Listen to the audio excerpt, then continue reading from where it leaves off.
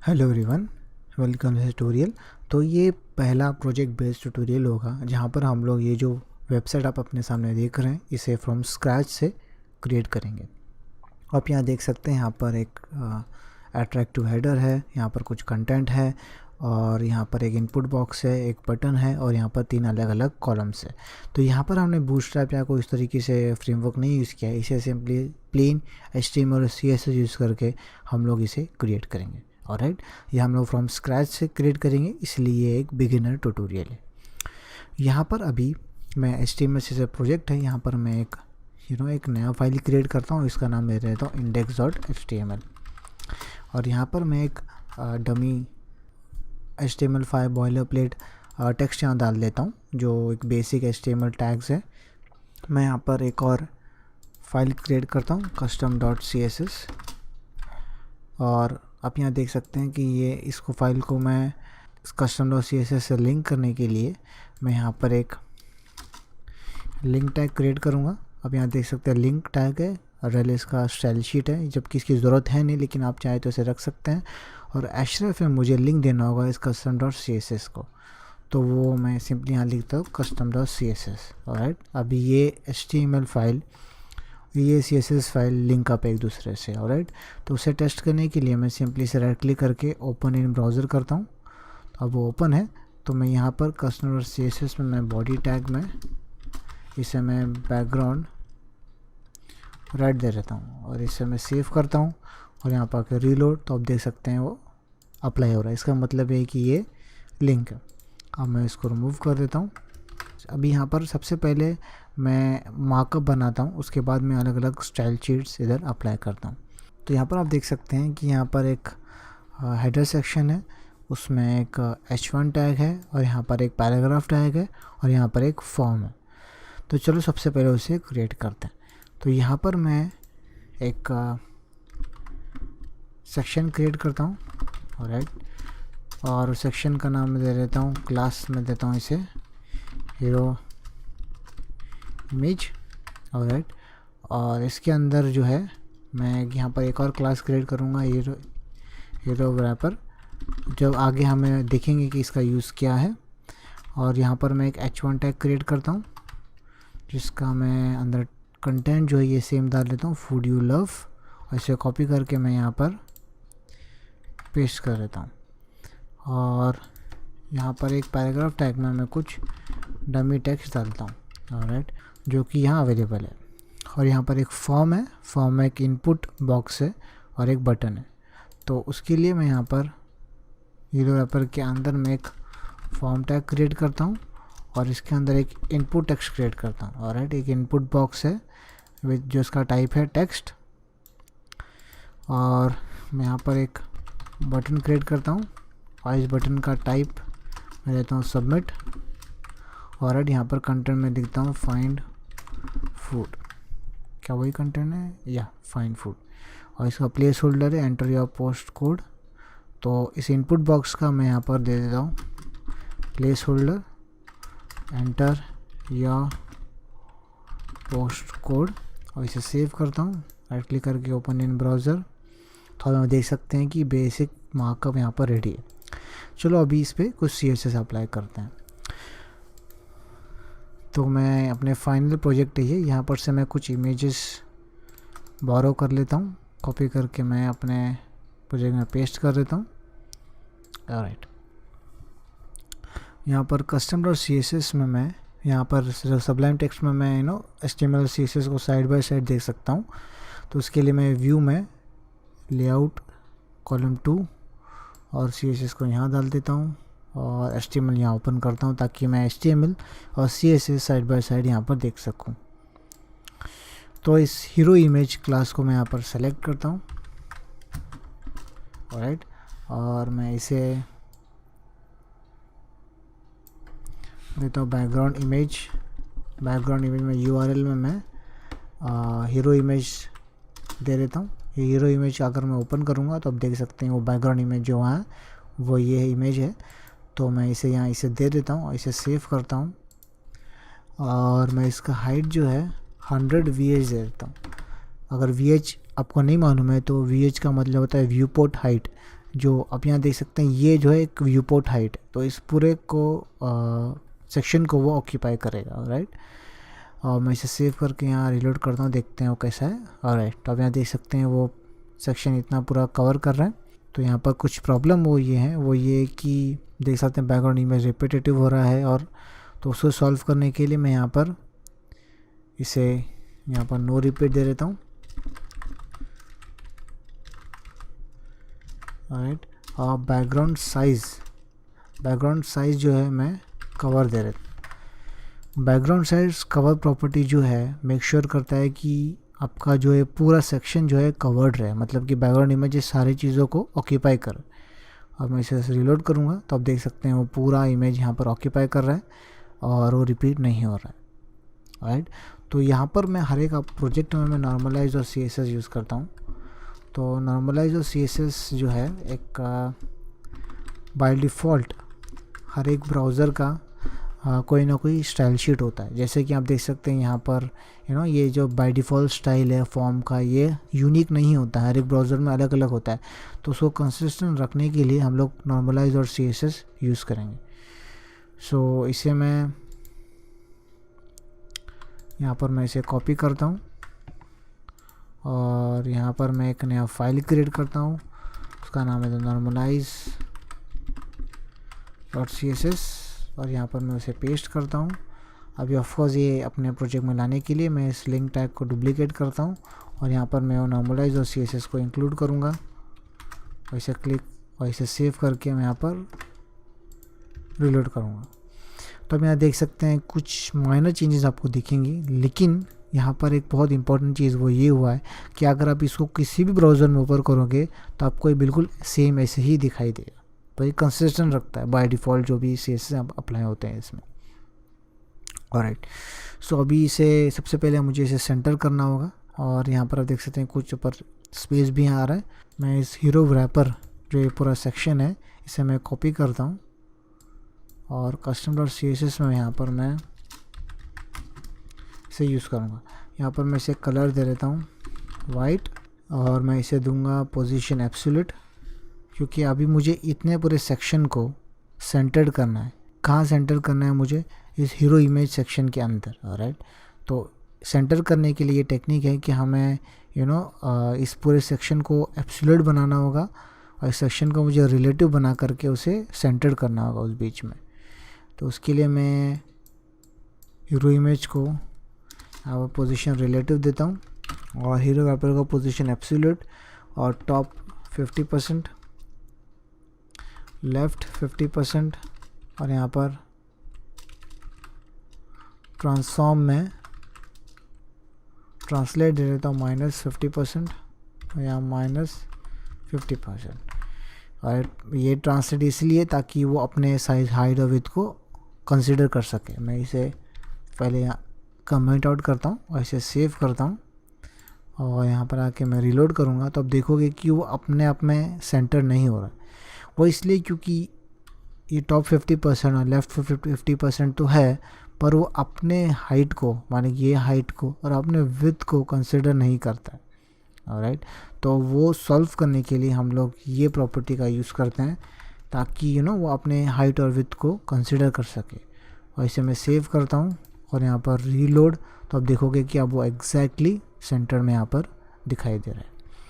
लेकिन ये आप देख सकते हैं फ़ॉन्ट थोड़ा सा अगली है, तो इसे अच्छा फ़ॉन्ट डालने के लिए मैं गूगल फ़ॉन्ट्स यूज़ करता हूँ। तो यहाँ पर हम लोग गूगल फ़ॉन्ट पे जाते हैं। यहाँ पर आप कोई भी फ़ॉन्ट सेलेक्ट कर सकते हैं, लेकिन मैं यहाँ पर मोन्सेरात सेलेक्ट करता हूँ जो मेरा फेवरेट फ़ॉन्ट है, और इसे क्लिक करने पर मैं यहाँ पर इसे क्लिक करूँगा तो आप यहाँ देख सकते हैं कि यहाँ पर लिंक टैग देगा ताकि जिससे CSS यहाँ पर अप्लाई हो सके इस फाइल में। तो मैं इसे कॉपी कर लेता हूँ और अपने HTML डॉक्यूमेंट में मैं यहाँ पर ऊपर फ़ॉन्ट के पहले यहाँ पर इसे पेस्ट कर लेता हूँ। और इसे अलग जगह अप्लाई करने के लिए मुझे इस प्रॉपर्टी का यूज़ करना होगा, फ़ॉन्ट फैमिली CSS प्रॉपर्टी का यूज़ करना होगा। तो मैं इसे कॉपी कर लेता हूँ और यहाँ पर जो है CSS में custom.css में बॉडी टैग को सेलेक्ट करता हूँ और इसे वो अप्लाई कर देता हूँ। और हाँ, यहाँ पर लिंक टैग जो है custom dot C S S जो है नीचे होना चाहिए, बिकॉज यहाँ पर ये इसमें जो कोड है वो ओवरराइड करना चाहिए हर एक कोड को नॉर्मलाइज, और यहाँ से जो भी कोड आ रहा है उसको custom dot C S S override करना चाहिए, इसलिए मैं उसे नीचे रखूँगा। जो नीचे होगा उसका स्पेसिफिसिटी, मतलब कि जो भी code custom dot C S S में और नॉर्मल सी एस में कोलाइड हो रहे हैं तो custom dot C S S में जो प्रॉपर्टी है वो अप्लाई हो जाएगा। इसलिए इम्पोर्टेंट है कि जो भी आपका कोड है वो सबसे नीचे रहे। और इसे मैं सेव करके यहाँ पर रिलोड करूँगा तो आप देख सकते हैं यहाँ पर इमीडिएटली आपको चेंजेस यहाँ दिखाई देगा और फॉन्ट इसे यहाँ पर अप्लाई हो रहा है। कुछ चेंजेस की यहाँ पर ज़रूरत है, जैसे कि आप यहाँ देख सकते हैं। तो hero wrapper H1 tag select करता हूँ, वैसे मैं फॉन्ट साइज़ दे देता हूँ 1.44 रैम, और मैं टेक्स्ट अलाइन सेंटर दे देता हूँ इसे, ताकि वो सेंटर्ड में दिखाई दे। वैसे आके यहाँ पर रीलोड करता हूँ तो आप देख सकते हैं कि वो टेक्स्ट एग्जैक्टली यहाँ सेंटर दिखाई दे रहा है, पर उसका साइज़ काफ़ी छोटा है। तो मैं उसको यहाँ बम्प अप 2.4 एम करता हूँ और इसे यहाँ पर आके रीलोड करता हूँ तो अब ओ गुड, अभी यहाँ पर इस तरीके से दिखाई दे रहा है। अभी हमें इसे फॉर्म को यहाँ पर स्टाइल करना होगा। तो फाइनल प्रोजेक्ट में आप देखेंगे कि इनपुट अपने ऊपर दिखाई दे रहा है और अलग इस तरीके से हमें इसे दिखाना होगा। तो उसके लिए मुझे यहाँ पर डिलीट कट कर देता हूँ। तो यहाँ पर इस इनपुट बॉक्स को सेलेक्ट करना होगा मुझे। तो मैं यहाँ पर इसे एक क्लास दे देता हूँ मैं,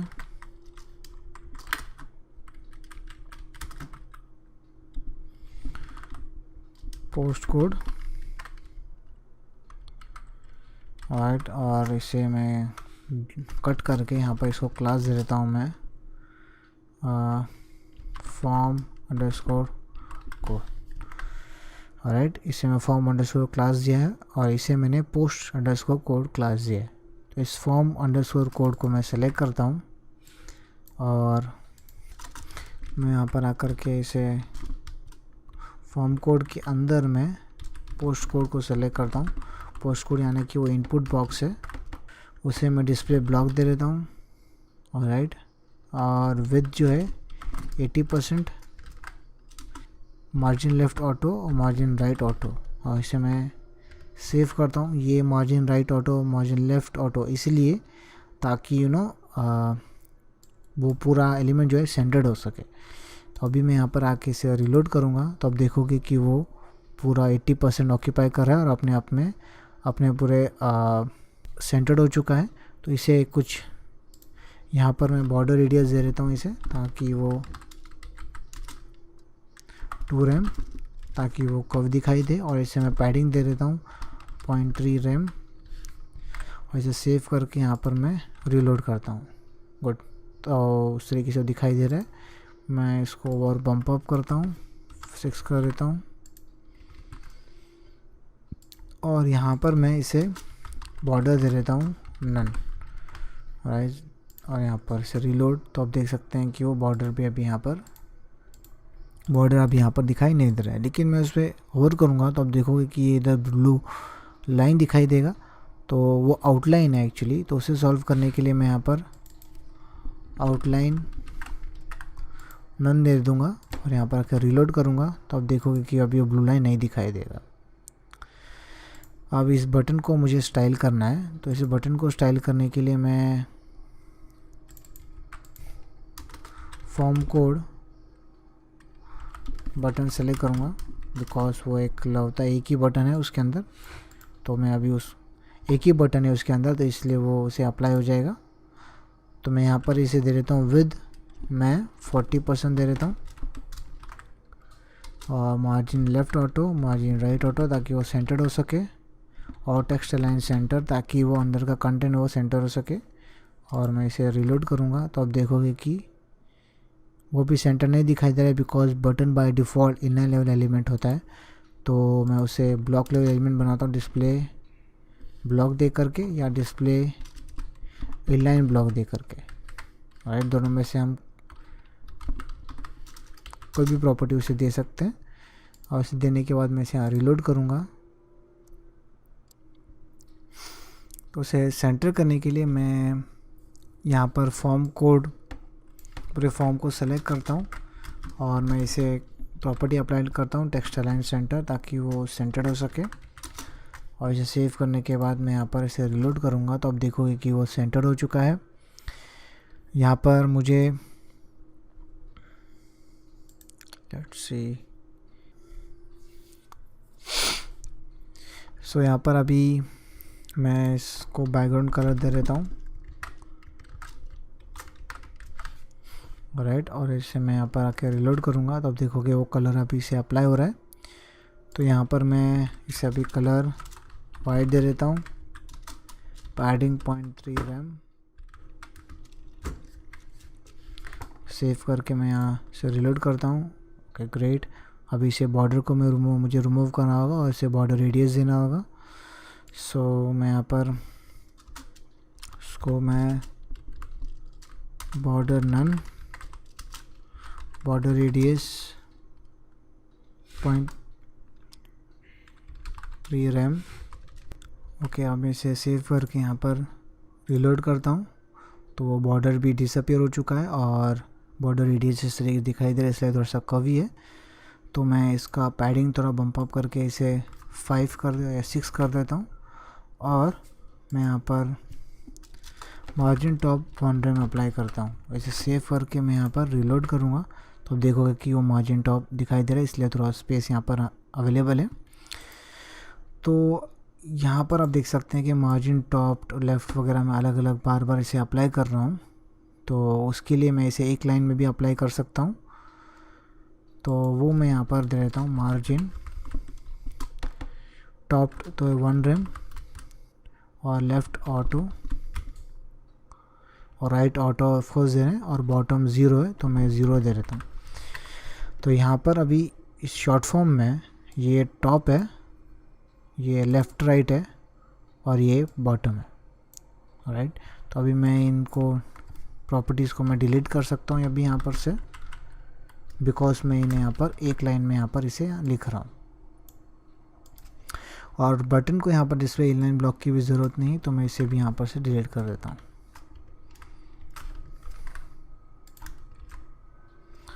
ऑलराइट, तो अब ऑलमोस्ट हमने इसे यहाँ पर कंप्लीट कर चुके हैं।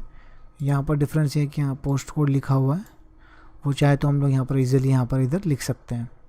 यहाँ पर जो है मैं फॉर्म के ऊपर यहाँ पर मैं एक स्पैन क्रिएट करता हूँ और इसका नाम मैं देता हूँ पोस्ट। इसे सेव करके मैं यहाँ पर रिलोड करता हूँ, देखते हो कहाँ दिखाई दे रहा है। ग्रेट। सो अभी इस पोस्ट को मुझे हीरो रैपर के अंदर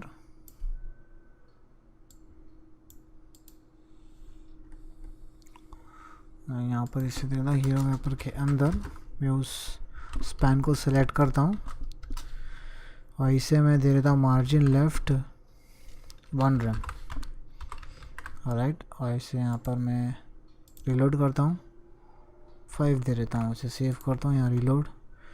ग्रेट। और मैं इसे मार्जिन बॉटम 1 रैम दे देता हूँ, सेव, रिलोड। ओके, और यहाँ पर मार्जिन बॉटम अप्लाई नहीं होगा, क्यों? क्योंकि आप देख सकते हैं कि स्पैन जो है एक इनलाइन लेवल एलिमेंट है, तो किसी भी इनलाइन लेवल एलिमेंट में मार्जिन टॉप या बॉटम अप्लाई नहीं होगा। लेफ़्ट या राइट अप्लाई होगा पर टॉप या बॉटम अप्लाई नहीं होगा। तो मार्जिन बॉटम मुझे देने के लिए मैं इसे डिस्प्ले इनलाइन ब्लॉक बना देता हूँ। डिस्प्ले इनलाइन ब्लॉक मैं यहाँ पर इसे बना देता हूँ, इसे सेव करता हूँ, यहाँ पर आके रीलोड। और राइट, आप देख सकते हैं मार्जिन बॉटम यहाँ अप्लाई हो रहा है, तो मैं इसे काफ़ी छोटा कर देता हूँ। ग्रेट। तो और इसे मैं और छोटा इसे कर देता हूँ 5 रैम। Okay cool. अभी फाइनल प्रोजेक्ट में ये भाई हेडर सेक्शन यहाँ पर बन चुका है। तो अभी यहाँ पर इन 3 अलग अलग कॉलम्स को यहाँ पर बनाना है। तो उसके लिए इस सेक्शन के अंदर मैं यहाँ पर एक और सेक्शन क्रिएट करता हूँ और इस सेक्शन के अंदर मैं डिव बनाऊँगा, ऑलराइट, जिसका मैं क्लास दे देता हूँ प्रोडक्ट लिस्ट आइटम, राइट। और इस सेक्शन को मैं दे देता हूँ क्लास प्रोडक्ट, और इसके अंदर मैं एक इमेज टैग क्रिएट करता हूँ और इसे मैं food1 का इमेज दे देता हूँ और यहाँ पर h2 दे देता हूँ जिसको मैं एक क्लास दे देता हूँ प्रोडक्ट हेडिंग food1 करके इसे मैं नाम दे देता हूँ और यहाँ पर मैं कुछ लोरम इप्सम टेक्स्ट डाल देता हूँ और इस div को मैं कॉपी करके यहाँ 2 बार पेस्ट कर देता हूँ और इमेज का नाम है 2 दे देता हूँ, यहाँ पर मैं 3 दे देता हूँ और जो सेव करके मैं यहाँ पर रीलोड करूँगा तो अब देखें कि यह काफ़ी वियर्ड दिखाई दे रहा है। ऑलराइट, तो लेकिन फ़िलहाल HTML मार्कअप यहाँ रेडी है और इसे CSS अभी अप्लाई करना बाकी है। तो उसे अप्लाई करने के लिए custom.css को ओपन करता हूँ यहाँ पर और यहाँ पर मैं प्रोडक्ट आइटम को सेलेक्ट करता हूँ और यहाँ पर मैं एक कमेंट क्रिएट करता हूँ प्रोडक्ट सेक्शन। ऑलराइट, और मैं इस प्रोडक्ट को सेलेक्ट करता हूँ और इसे मैं विड्थ दे देता हूँ 80%, margin left auto, margin right auto इसे दे देता हूँ। ऑलराइट, और हर एक मैं प्रोडक्ट लिस्ट आइटम को मैं सेलेक्ट करता हूँ और इसे मैं फ्लोट लेफ़्ट दे देता हूँ। ऑलराइट, ताकि ये एक दूसरे के ऊपर स्टैक होने के बजाय एक दूसरे के साइड बाय साइड वो दिखाई दे। तो उसे फ्लोट करने के बाद मैं सेव करके यहाँ इसे रीलोड करता हूँ तो देखोगे कि वो फ्लोट हो रहा है, लेकिन क्योंकि वो फुल विड्थ है इसलिए वो साइड बाय साइड नहीं दिखाई दे रहा है। तो उसे साइड बाय साइड दिखाने के लिए मैं फ्लोट लिस्ट आइटम को विड्थ दे देता हूँ मैं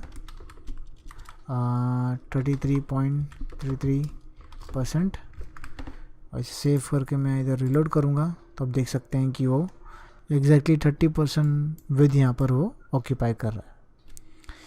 ग्रेट, लेकिन आप यहाँ देख सकते हैं कि ये food1 का जो इमेज है वो लीड आउट होके अलग जगह पे भी जा रहा है। तो उसका प्रॉब्लम सॉल्व करने के लिए मैं यहाँ पर टॉप में मैं एक सेक्शन बनाता हूँ यूटिलिटी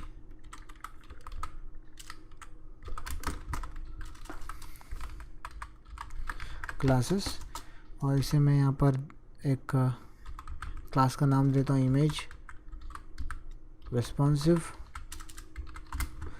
और ये प्रॉपर्टी होगा मैक्स विद 100%। यूटिलिटी क्लासेस का मतलब ये है कि ये सिलेक्टेड क्लासेस जो है कहीं पर भी अप्लाई हो सकते हैं और उसका बहुत एक स्पेसिफिक काम है। जैसे इस क्लास का काम ये है कि वो किसी भी इमेज को मैक्स विद 100% उस पर दे देता है ताकि वो इस तरीके से ब्लीड आउट ना हुए। ऑलराइट, तो अभी इस इमेज रिस्पॉन्सिव क्लास को मुझे इस इमेज को देना होगा और यही सेम क्लास मैं इस प्रोडक्ट को दूंगा और यहाँ पर भी दे देता हूँ। इसे सेव करता हूँ, यहाँ पर आके रीलोड, तो आप देख सकते हैं कि वो ब्लीड आउट जो हो रहा था वो यहाँ पर नहीं हो रहा है। लेकिन इस बीच में काफ़ी स्पेसेस नहीं है, तो उन स्पेसेस को देने के लिए मैं प्रोडक्ट लिस्ट आइटम में मार्जिन लेफ़्ट दे देता हूँ 2 rem और इसे सेव करता हूँ। यहाँ पर आके रीलोड, तो आप देख सकते हैं कि वो स्पेस की वजह से जो थर्ड कॉलम है वो नीचे दिखाई दे रहा है। तो मैंने टेक्स्ट यहाँ चेंज नहीं किया है शायद, तो मैं टेक्स्ट को यहाँ पर इसे इसे 2 और इसे यहाँ पर 3 दे देता हूँ। और तो इसे उसको रिमूव करने के लिए यहाँ पर प्रोडक्ट लिस्ट आइटम में यहाँ सेलेक्ट करूँगा फर्स्ट ऑफ टाइप वो सिलेक्टर है जो कि इस पेरेंट सेलेक्टर में, मतलब इस प्रोडक्ट के अंदर जो प्रोडक्ट लिस्ट है सबसे पहला वाला जो है उसे सेलेक्ट करेगा। तो यहाँ पर मैं मार्जिन लेफ़्ट 0 दे देता हूँ, बिकॉज मैं नहीं चाहता कि पहले वाले को मार्जिन लेफ़्ट अप्लाई हो। राइट, तो भी दिखाई नहीं दे रहा है, तो मैं इस मार्जिन को थोड़ा सा रिड्यूस कर देता हूँ। इंस्टेड ऑफ 2 रैम में 1 रैम करता हूँ, तो अभी वो दिखाई नहीं दे रहा है। तो अभी मैं इसको और कम कर देता हूँ, 0.5 रैम करता हूँ। इसे देखने के लिए मैं यहाँ पर इसे होवर करता हूँ और यहाँ पर मैं देखता हूँ कि क्या प्रॉब्लम है इसमें, जिसकी वजह से ये नेक्स्ट कॉलम नेक्स्ट रो में आ जा रहा है। तो यहाँ पर मैं इसका विड्थ जो है, ओके, सो इसका विड्थ मैं थोड़ा सा कम कर देता हूँ। इसे 33 की बजाय मैं 32 कर देता हूँ। इसे सेव करता हूँ, यहाँ पर आके रीलोड, तो आप देख सकते हैं कि वो 3 कॉलम यहाँ पर ऑक्यूपाई कर रहा है। तो यहाँ पर मैं इसे प्रोडक्ट में मैं मार्जिन टॉप दे करके मार्जिन टॉप 3 रैम दे देता हूँ। इसे सेव करता हूँ और रीलोड, तो आप देख सकते हैं कि वो ऊपर थोड़ा स्पेस यहाँ पर दिखाई दे रहा है। ग्रेट, तो यहाँ पर वो ऊपर स्पेस दिखाई दे रहा है। लेकिन अगर मैं इस कॉलम को रिड्यूस करूँगा साइज, आप देख सकते हैं रिस्पॉन्सिव है नहीं। तो इसको थोड़ा सा रिस्पॉन्सिव बनाने के लिए मैं एक मीडिया क्वेरीज दे देता हूँ, ताकि एट 700 पिक्सल के विड्थ में ये 3 कॉलम की बजाय एक कॉलम बन जाए। ऑलराइट, तो उसके लिए मैं यहाँ पर एक मीडिया क्वेरी लिखता हूँ, at screen and max width में दे देता हूँ 700 पिक्सल्स, और प्रोडक्ट लिस्ट आइटम का जो विड्थ है, और प्रोडक्ट लिस्ट आइटम का जो इसका जो विड्थ है, यहाँ पर मैं इसे दे देता हूँ 100%, बिकॉज मैं नहीं चाहता कि वो एक के ऊपर पाइल अप हुए। और इस फ्लोट को मैं यहाँ पर इसे नन दे देता हूँ। ऑलराइट, और इसे सेव करके मैं यहाँ पर रीलोड करूँगा और 7 कॉलम रिड्यूस करूँगा, तो अब देखोगे कि इंस्टेड 3 कॉलम की बजाय वो अभी एक कॉलम में यहाँ पर दिखाई दे रहा है। ग्रेट, तो ये रहा आपका पहला प्रोजेक्ट जो हमने क्रिएट किया using HTML and CSS। Good luck guys, आप इसको और बेटर कर सकते हैं और अलग अलग CSS आप यहाँ बटन क्रिएट कर सकते हैं। बटन पे क्लिक करने पर वो ईच इंडिविजुअल फूड आइटम के पेजेस पे चले जाएं, या फिर आप और काफ़ी सारे एनिमेशंस वगैरह यहाँ पर देख सकते हैं जब वो लोड हो रहा है तब। ऑलराइट गाइस, मैं उम्मीद करता हूँ आपने कुछ सीखा होगा, और आपको कोई क्वेश्चंस वगैरह है तो आप कमेंट सेक्शन में डालिए। मुझे बताइए कि आपको आगे और को किस तरह के ट्यूटोरियल्स देखना है, कौन से टॉपिक पे ट्यूटोरियल्स देखना है। और ठीक है गाइस, मैं आपको नेक्स्ट ट्यूटोरियल में मिलता हूँ। बाय।